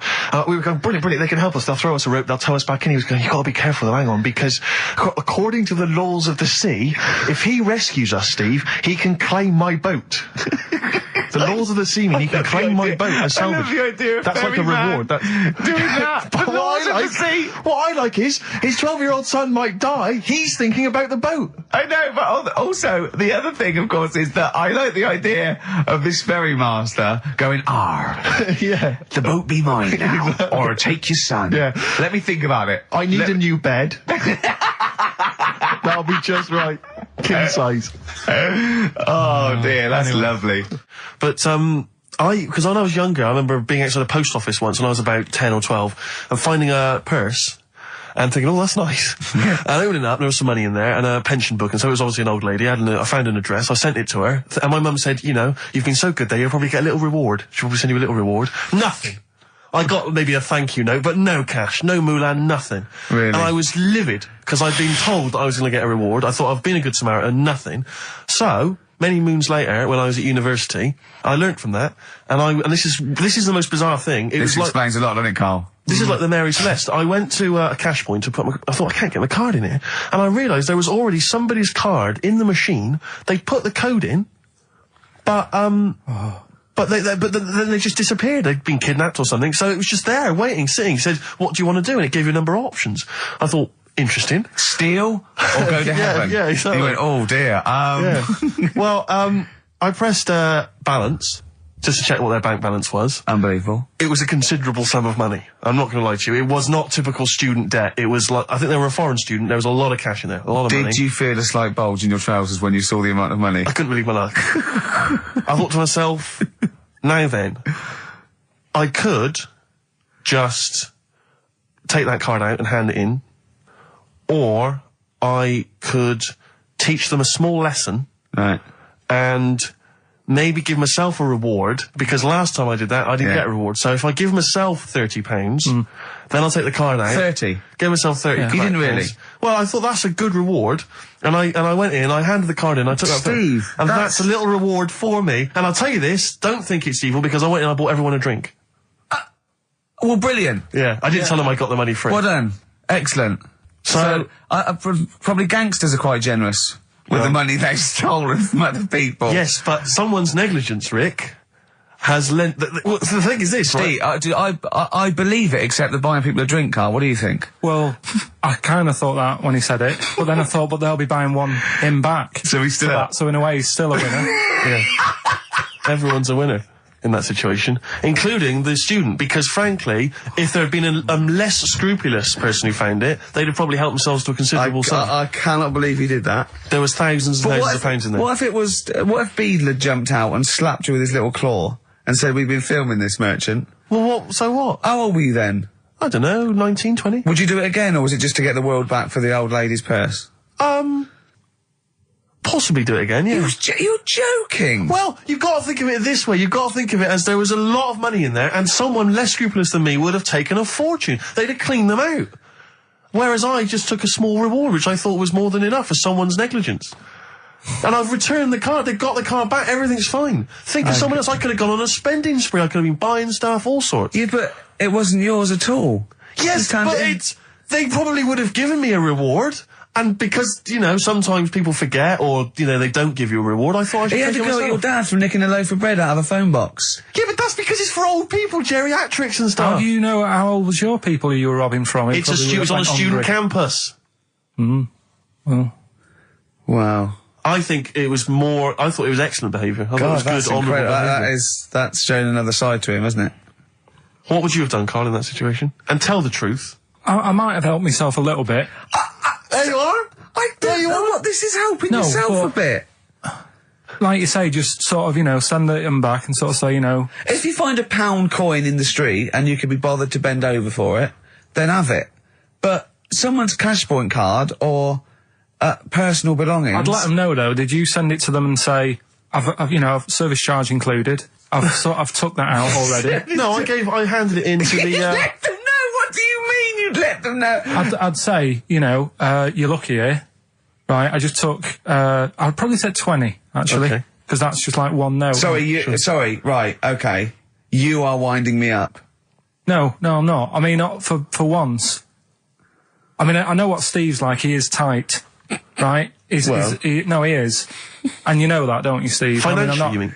Well, no, I mean, just the way you are. You're very sort of, you know, you're not wasteful with your money. I'm careful. No, I'm not wasteful. Absolutely right. No, but to the extreme. Not towards the extreme. Not towards the extreme. No. Look after the pennies, the pounds will take care of themselves. Alright? Simple to remember, good advice. Yeah, alright? But the thing is, right, I know that I take the mickey out of you for, like, you know, the way you look and stuff. Sure. Right? Well, I'm right back at you. But the thing is, you can't help that. Absolutely. But I'll tell you something that women don't like. Sure. And it's fellas who are tight with the money. Sure. I'm not frugal with money with ladies. I'm frugal with money with you. Well, I've got no reason to splash money out on you. I've never seen you splash money out. Well, you've never been out with me. Steve, have you ever splashed out on a lady? No, but I hope to one day. The right lady. Play a record. Sorry, just suddenly struck me something. I don't know if I mentioned it before. You mentioned that you tried to catch your guy out when you came back once. You opened the door really quickly to see what he was up to. Did I ever tell you when I was at university? Now, I'm very tall and I've got enormous feet. Size 14. Size 14 shoes. And when I was at university, everyone, it seemed to me, was wearing Dr. Martens. It was like you had to wear a pair of Dr. Martens. It was kind of the rule. Dr. Martens was big for you. Yeah, so that's a big pair of Dr. Martens. That's where the myth of the old woman who lived in a shoe, I think, came from. People with my size shoes. Anyway, I just literally kind of moved to university. I'd been there for like literally a couple of months. And obviously in that first period, you're quite keen to kind of, you know, reinvent yourself, strike yourself, you know, try and give an impression of perhaps being quite sophisticated, worldly, cool, all those things that, you know, you've left behind all your childhood friends, so you're trying to, you know, develop something. But you didn't new. bother, you didn't? What, sorry? You didn't bother? No, I was working hard on it, and I was kind of, you know, I was doing alright, you know, and I had a tie-dye shirt, and everything, you know, I was looking good. And, so I was trying, you know, working hard to try and seem kind of cool and not freakish. And I came back from studies once, and I came in, and there was a little old cleaning lady that kind of would always come in every day and clean up our halls of residence. And I came back, and my door of my room was open, and there was like a little huddle of people just peering in, right? And I thought, this is odd, you know, that my door's open and I'm not in there, and there's people staring in the door. And I looked in, and the little cleaning lady had my Dr. Martens on and was clomping around. Making them all laugh. Making them all laugh, doing an impression of me. That's amazing. Imagine that. Imagine the psychological scars that has. I don't know that she's more popular than you. Yeah, exactly. And they go, come on, Maud, let's go to the JCR. Exactly. And they carry her down. They go, drink. And she goes to, Steve, you better have that spotless by the time I come back. You go, all right, I will. All right. But what I like is the fact that I'm sure that's not part of the cleaner's code. The cleaner's code is you don't have the keys to everyone's room so you can go through their belongings and play practical jokes. I mean, surely it's a kind of, there's a trust. She must have looked like a wall bracket with I went bowling with him once the first time, and we went bowling at this place. Where was it? I mean, Finsbury Park. And I'd never been before. And he goes, you got to wear special shoes. I went, all right. He went, so and so. He goes, have you got size 14? And she went, yeah, I've got one pair. And she put them on the table, and they look like crusty. Honestly, honestly, it looked like, it was, I just started laughing, because they're so long and thin anyway, and they're multicoloured, aren't they? They're two colours, and it looked like Krusty the Clown's feet. And then this teacher just went, all right. 14, that is big, isn't It it? is a huge size shoe. You're right, yeah. And it was just the one cleaner in them. Just the one, sadly. She did have loads of kids eventually and brought them up in there. in there. I wanted to buy a laptop computer, and everyone said, go up Tottenham Court Road, and I was reading like magazines and stuff, they were saying haggle, make sure you haggle, make sure you're planning to haggle, get the best deal you can.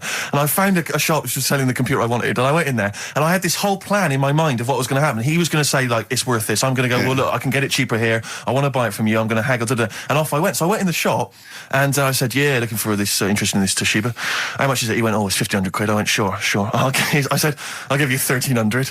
He went, it's 1,500. And I said, sure, but I'm willing to give you 1,300. He went, 1,500. And I was done already because he hadn't even begun to haggle.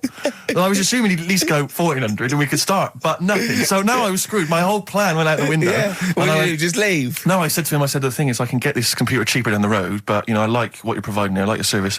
I've had good stuff about you. It was amazing. I said, I've heard good stuff about you. And he went, I said, seriously, I can walk down the street, I can buy it there for cheap for like 1,400. And he went, well, see you later then. And I was like, right. So I walked out the place. I said, well, I'm going to have to leave then. And I walked out the place, and of course I wanted to get it from there because it was still the cheapest, so I had to walk back in again. I went, yeah. I've just had some second thoughts. Listen, I'll tell you what, I'll pay the 1,500. Can I get a free carry case? He went, the carry case is free anyway. I said, I'll take it. The carry case is free I got nothing. No, but how much would you charge for that if it was on sale? Carry case a tenner. Well, let's just say it is a tenner. Give it to me for free. And he went, no, it's a tenner. And you went, well, you said it was free a minute. Yeah. It's just pathetic. That is lovely. It's having to walk out making a big statement and then come back in again. Oh.